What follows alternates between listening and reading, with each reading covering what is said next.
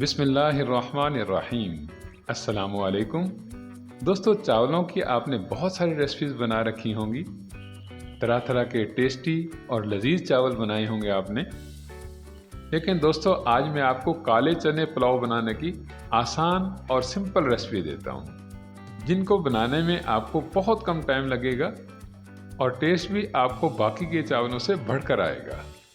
चावल आपके मोतियों की तरह से निखरे निखरे बनेंगे, अलग अलग बनेंगे और चने भी खोए की तरह से नरम और सॉफ्ट बनेंगे।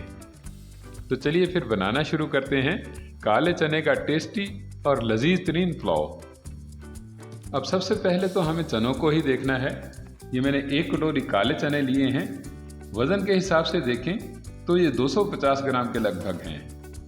इनको आपने चावल बनाने से घंटा डेढ़ घंटा पहले पानी में भिगो के रखना है।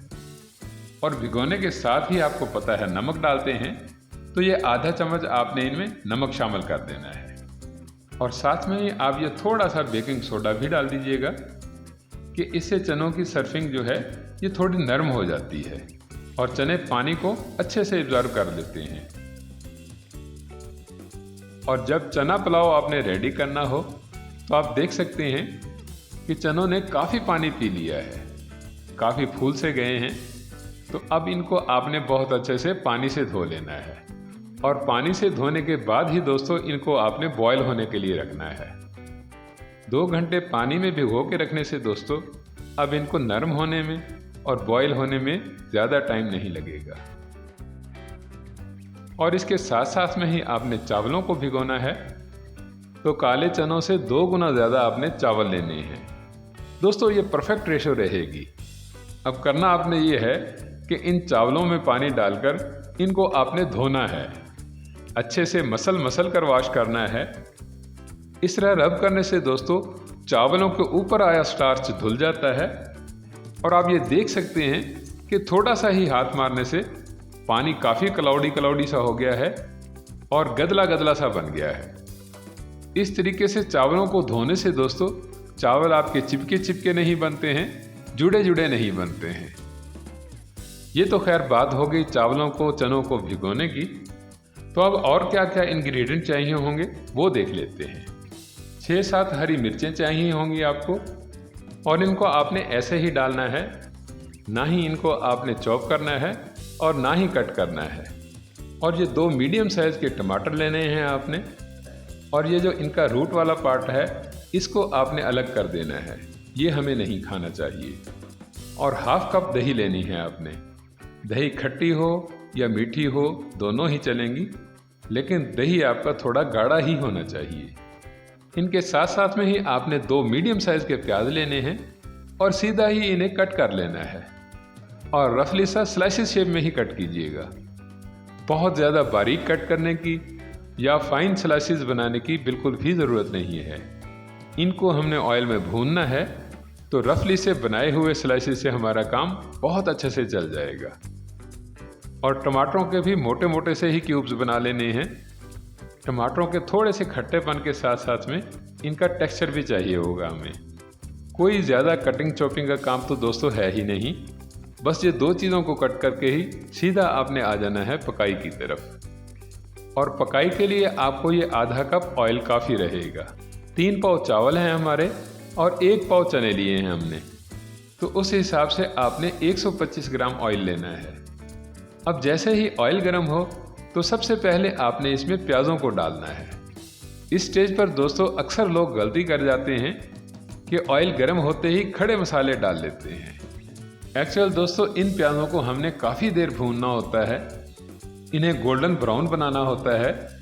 तो प्याज़ों को गोल्डन ब्राउन बनाने में आपके 12 से 15 मिनट ज़रूर लग जाते हैं। तो मसालों को इतनी ज़्यादा देर भूनने से उनकी खुशबू तो वैसे ही ख़त्म हो जाती है और टेस्ट भी उनका कड़वाहट की तरफ चला जाता है। तो इसलिए दोस्तों आपने चावलों को गोल्डन ब्राउन होने के बाद ही खड़े मसाले शामिल करने हैं।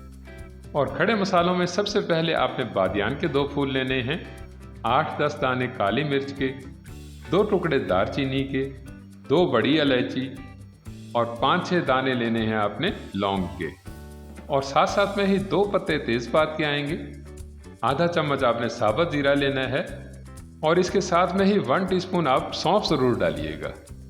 सौंफ डालने से चावल आपके खुशबूदार तो बनेंगे ही, पर सौंफ से आपका मैदा भी जो है ये भी सेट रहेगा।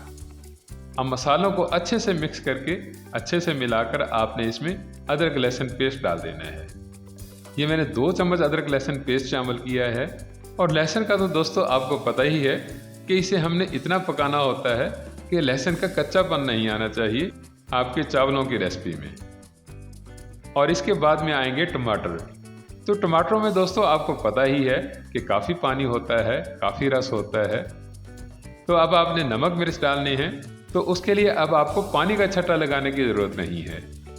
बस सीधा ही आपने आधा चम्मच लाल मिर्च का डालना है, 2 चम्मच भर के नमक शामिल करना है और थोड़ा सा हल्दी पाउडर ऐड करना है। अब नमक मिर्च मसालों को अच्छे से मिक्स करके अच्छे से मिलाकर आपने इसमें दही डालनी है और दही को अच्छे से मिक्स करके अच्छे से मिलाने के बाद आपका मसाला परफेक्टली रेडी हो जाएगा। तो अब डाल देने हैं आपने इसमें बॉयल किए हुए काले चने। और चनों को दोस्तों आप स्ट्रेनर के साथ ही निकाल कर डालिएगा। चनों का पानी नहीं आना चाहिए इस मसाले में। और चनों को चेक ज़रूर कर लेना है कि चने आपके इतने पके हुए होने चाहिए कि कम से कम 90% तक तो ज़रूर गले हुए होने चाहिए। तो अब मसाले को चनों के साथ में आपने अच्छे से लिपटाना है। मसाले को और चनों को अच्छे से एक करना है, अच्छे से मिक्स करना है और उसके बाद में ही आपने इसमें पानी लगाना है। तो अब पानी कितना लगाना है दोस्तों, बहुत ही इम्पोर्टेंट स्टेप है ये। ध्यान दीजिएगा इस बात पर कि आपने पानी चावलों से 1.5 गुना ज़्यादा लगाना है। मतलब ये है कि 3 कटोरी मैंने चावल लिए थे, तो उसी कटोरी से ही मैंने ये नाप कर 4.5 कटोरी पानी डाला है। अब पानी डालने के बाद टेम्परेचर काफ़ी नॉर्मल हो गया है। तो इस स्टेज पर दोस्तों आपने नमक चेक कर लेना है। तो नमक मुझे कम लग रहा है, तो नमक थोड़ा सा और डाल देते हैं। तो पानी को पकाने के लिए दोस्तों अब आपने इसे ढककर पकाना है कम से कम 4 से 5 मिनट के लिए। अब थोड़ी ही देर बाद दोस्तों जब आप इसे देखेंगे तो पानी आपका काफ़ी पक चुका होगा, बॉयल आ रहा होगा। तो अब आपने इस स्टेज पर पानी में भीगे हुए चावल डाल देने हैं। अब चावलों को दोस्तों आपने हिलाना जुलाना बिल्कुल नहीं है, बल्कि चावलों को आपने पलटाना है। सब्जी की तरह से हिलाने से दोस्तों चावल आपके टूट जाएंगे और टूटे हुए चावलों का टेक्सचर बिल्कुल अच्छा नहीं लगता है। और साथ साथ में आपने साबुत हरी मिर्चें भी इसी स्टेज पर ही डाल देनी हैं। दोस्तों अब सारे काम ही हमारे परफेक्ट ही हो गए हैं। तो अब आपने इनको कवर करके पकाना है सिर्फ 2 से 3 मिनट के लिए। तो थोड़ी देर बाद ही दोस्तों जब आप देखेंगे कि चावलों के ऊपर गाढ़े गाढ़े से बबल आने लग गए हैं, तो अब आपने चावलों को एक बार बहुत अच्छे से स्टर कर लेना है। नीचे वाले चावलों को आपने ऊपर ले आना है और ऊपर वाले चावलों को आपने नीचे ले जाना है। इससे सारे मसाले ही दोस्तों इक्वल और बराबर आपके पतीले में मिक्स हो जाएंगे। और अब लास्ट में आपने थोड़ा सा धनिया पाउडर स्प्रिंकल करना है और थोड़ा सा डालना है ज़ीरा पाउडर। और उसके बाद में आपने चावलों को दम पर लगा देना है।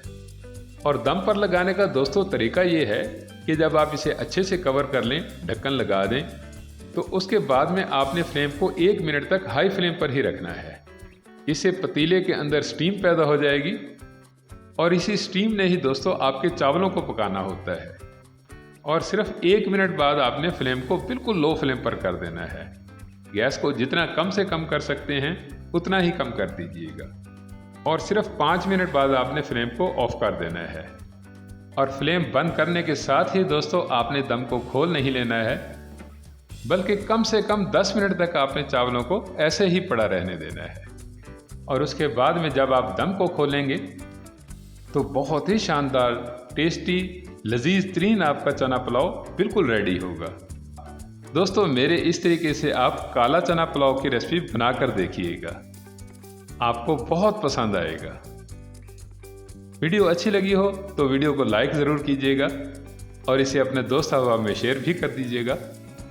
मज़ीद मज़े की रेसिपीज़ के लिए मेरे चैनल को सब्सक्राइब कीजिएगा। मिलते हैं नेक्स्ट वीडियो में, तब तक के लिए अल्लाह हाफिज़।